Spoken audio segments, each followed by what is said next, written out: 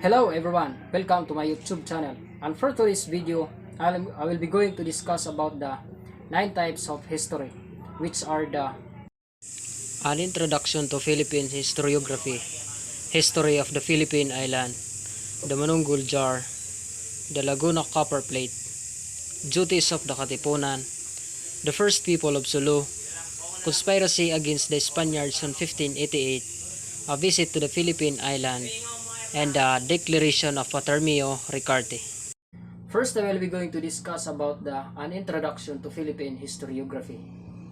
Historiography of the Philippines alludes to the founders, sources, and basic strategies, and translation utilized by researcher to think about the history of the Philippines. The Philippine archipelago has been portion of numerous realms. Sometime recently, the Spanish realm has arrived within the 16th century.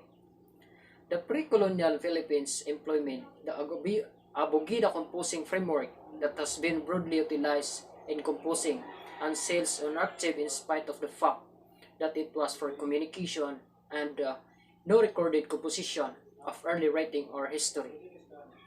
Antiquated Filipino ordinarily type in reports on bamboo, bark, and clears out, which did not survive, not at all like engraving on clays, did metals and ivories just like the Laguna copper plate, engraving, and butuan ivory cell. The disclosure of the butuan ivory cell to demonstrate the utilization of paper reports in antiquated Philippines. The arrival of Spanish colonizers, pre-colonial Filipino manuscripts and documents were gathered and born to eliminate pagan beliefs. This has been burden of historians in accumulation of data and the development of theories that give historians many aspects of Philippine history that were left unexplained. The interplay of pre-colonial events, the use of secondary sources written by historians to evaluate the primary sources do not provide a critical examination of the methodology of the early Philippine historical study. This lesson taught me how important it is for us to pay attention to our history for additional knowledge, especially in our understanding of our native country. We must give importance to the primary and secondary sources found in the books and the literary works of our historians who have conducted research all over the world. Many of us do not know of the events in the past, yet we need to be knowledgeable enough to unlock our closed minds and think about what exactly the events of history were and to see the beauty and appreciate the life that we have now. If we live at a time when there were still wars, I never know what the worst would be. Next, history of the Philippine Island. The written record of the Philippine Islands start with coming of the Spaniards. Not the country had not a history and a culture and a literature before. But the Spaniards in their religious zeal destroyed the earlier records as completely as possible. Therefore, much of what is known about pre-Spanish days and there's still much to be uncovered comes from the records of other countries which were in touch with the island.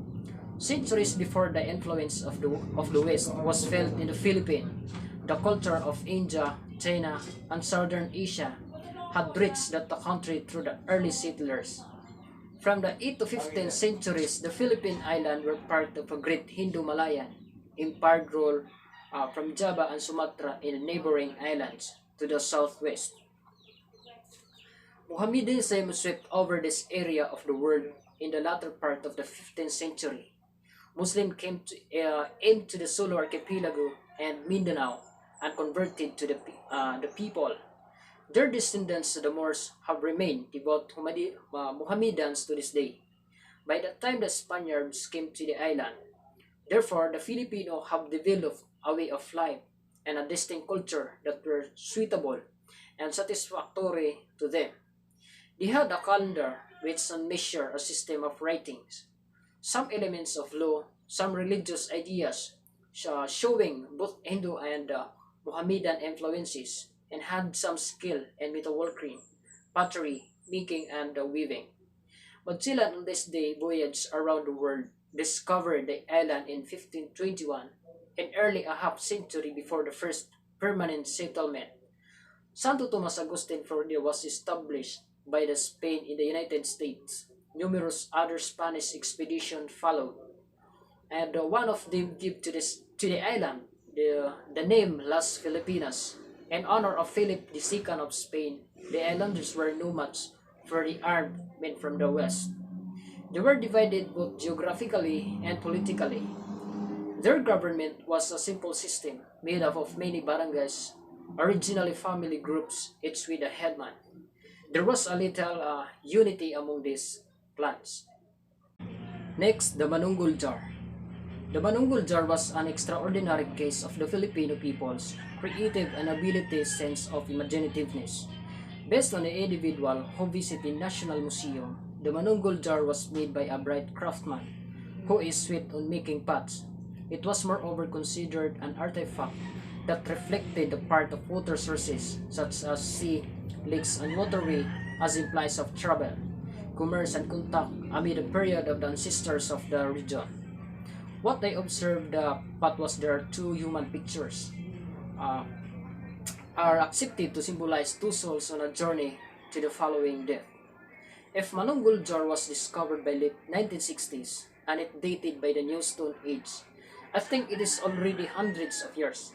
The use of Manunggul Jar is a burial jar excavated at Lipoan Point in Palawan, Philippine, from Neolithic burial sites in the Manunggul Jar Cave of the Tabon Caves. What Manunggul Jar tell us about life in the past. People before are uh, talented and good in making crafts. Few works always symbolize something and I have meaning on it, and also represent the religious values of ancestors. It tells how spirits on board ships travel across the rivers, ocean, go to the next life. Next, the Laguna copper plate. The most punctual known proof for composing writing within the history of the Philippines, the Laguna copper plate engraving could be a sheet of copper metal with antiquated composing found within the territory of Laguna in 1989. We know exceptionally little about the Philippines earlier to the Spanish success exterior of composed history. Aside from some records in China that mention in the island, there have as it been many artifacts that found within the Philippines with a composing on them. The Laguna copper plate engraving is the title of the engraving composed on an artifact that has extraordinary centrality for the understanding of the history of the Philippines amid the 10th century advertisement. Numerous researchers accepted that the region was from the West Southeast Asia. The artifact was found amid digging operation with a mechanical transport within the Lumbang River, which is found within the territory of Laguna. Anton Postman, a Dutch pro in ancient Philippine script, and Mangyan, who had lived within the Philippines for a long time, interpreted the content that got to be known as the Laguna Copperplate engraving in 1990. The engraving was composed in ancient Malay, utilizing the Kawi script with impact from Sanskrit and ancient Japanese as affirmed by Dr. Johann de Carpes, whose zone of mastery was old, recognizing characteristic that driving a researcher to conclude it was not from the island of Java. First, the LCI makes no mention of King Bilito, the king of Java at the moment. It was customary at the time to conclude the king name in all official records. Second, the text was written in a language other than Sanskrit. Sanskrit, Old Japanese, Old Malay, and Old Tagalog were all included. Finally, the first style was distinct.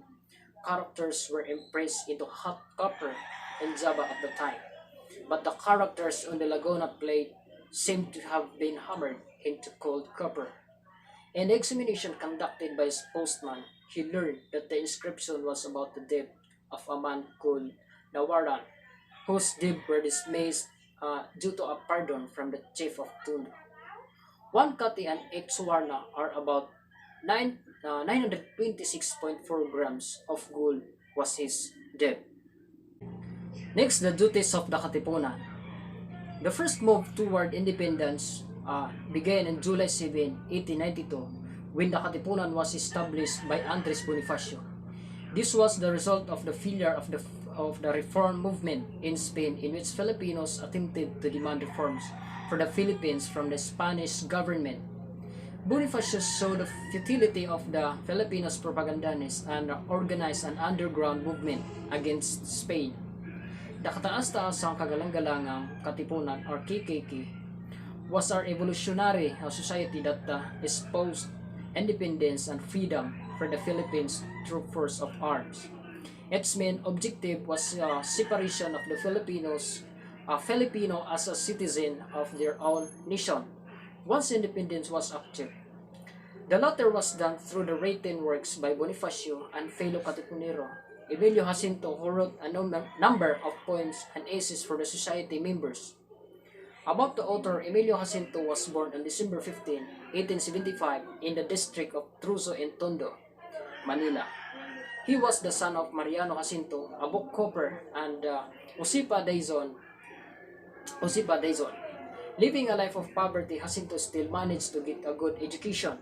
He finished his elementary education in private school, then took up the secondary education at the College de San Juan de Letra.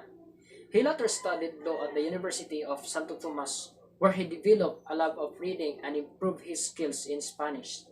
Unfortunately, he had to stop his studies when the Philippines Revolution began in 1896. Jacinto joined the Katipunan in 1894 at the age of 18 and took the symbolic name Pinkian. It was during this time that he developed his nationalistic ideals. Through his enthusiasm and ideas, Jacinto became a guiding light at the members of the society. He wrote the cartilla as well as the out of the Katipuneros. He also edited the Katipunan newspaper, Kalayaan, and was the author of several literary writing using the pen name Dimas Law. He served the Katipunan in different capacities such as secretary, fiscal, editor, and later was appointed general by Bonifacio in 1897. He also served as an advisor to the Supremo. Next, the first people of Sulu. In the island were unnamed and desolated. One day, a battle broke in a neighboring country. Only 5 men managed to escape by the aid of the war. These 5 fled their homeland and landed in a remote part of the island of Julu. They made their home here, where they saw wild carabaos and wild horse. They grabbed what they could from the jungle for survival. Same country was later destroyed by another conflict. 5 people were able to flee once more. This time, all of them were women. The 2 set sail and arrived in the island, where they met the first 5 migrants. There were now 10 persons in total, including 5 men and 5 women. They married and had children together. One of Tallman and Shortman decided to go looking for populated territory. They set out in a little banca with a paddle at all hours of the day and night. This journey took months and they ran out of food, so they ate everything they could find in the sea. When they ran out of fish, resorted to scouring the bottom of their boat and ate everything they could find wanted to touch down in the solid ground. But there was none in sight and no place down. Their drifting boat came to a half of 2 o'clock in the morning. They waited until morning and discovered they had gone aground. Fortunate, one of them added. Now we can go around looking for wood for fresh paddles. One of them are with a small unassisted the boat in search of wood for the desperately required paddles. Uh, and this noble in the battling for their lives in the war to survive despite the lack of food, traveling across without a map.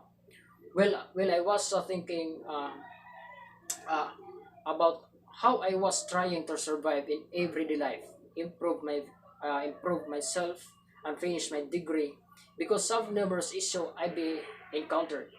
I'm hoping to finish what I have started despite the fact that I'm not sure which path to choose for what my future holds.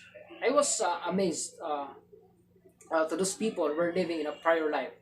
Were still, despite the fact that they are facing a lot of problems in battling for their lives because of the war.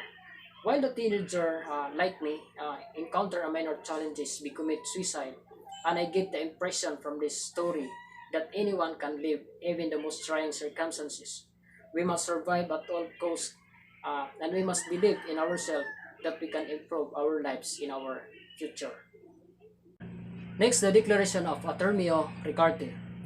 Ricarte was born in Bata, Ilocos Norte in 1866, where he started his formal tutoring, inevitably for his tertiary instruction at College de San Juan de Letran. Sometime recently, the episode of the revolution, he was stated into the mastery society and inevitably rose treasure for balangay ng mag-anak bayan mapagtiis. Ang Katipunan chapter in San Francisco de Malabon, Cavite, where he settled when the insurgency commenced. Ricarte got to be a commander in one of the most punctual military experiences against the Spanish powers in Cavite, the Battle of San Francisco de Malabon. Amid the Tijeros tradition, on 22 Walk in 1897, he was elected by his peers as the captain general of the progressive government.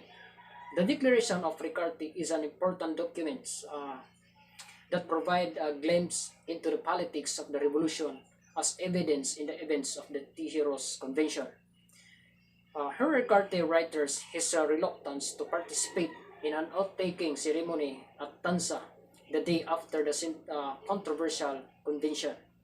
He thinks that he was obligated to attend the ceremony due to a presence of high-ranking Wagdiwang official from the various towns in Cavite. Many of us do not know of the past events, yet we need to be knowledgeable enough to unlock our closed minds and think about what exactly events of history were and to see the beauty, appreciate the life that we have now. If we live a time when there's still wars, I never know what the worst would be. Alright.